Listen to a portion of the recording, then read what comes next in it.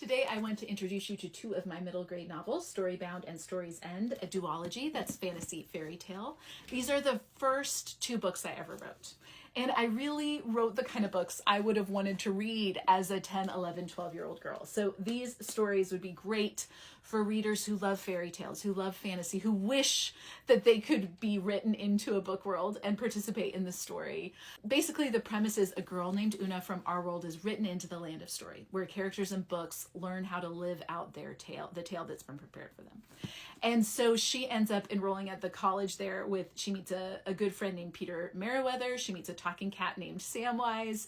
She ends up rooming with a snooty version of Snow White. They have a little bit of enemies to friends arc that I really like. I had so much fun building the worlds for this story because I got to play around with genre and literary stereotypes, and there's Horror Hollow and the dystopian apocalyptic cathedrals that are announcing the end of story, and there's the ranch where the westerns are and Heart's Place where the romance happens, and it was just really fun world building. But most of the story is in a fairy tale fantasy setting. And Una and her friends start to see signs that things are not going right. Is the enemy returning?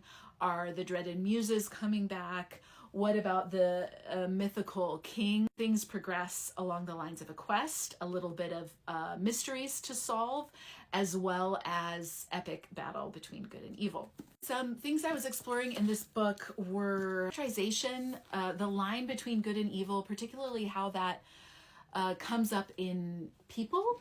We do with the presence of evil in the world. There's a little bit of theodicy in these books, or at least I was thinking through and reading about that while I was writing them. There's some themes of found family as Una finds a place to belong, and super delightful to write.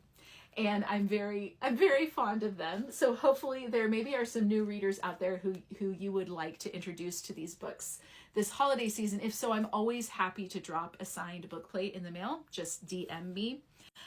These books are also available on audiobook. They're narrated by the very talented Elizabeth Evans. She does a fantastic job. And you can find those on Audible. You can find these in your library. You can find them wherever books are sold.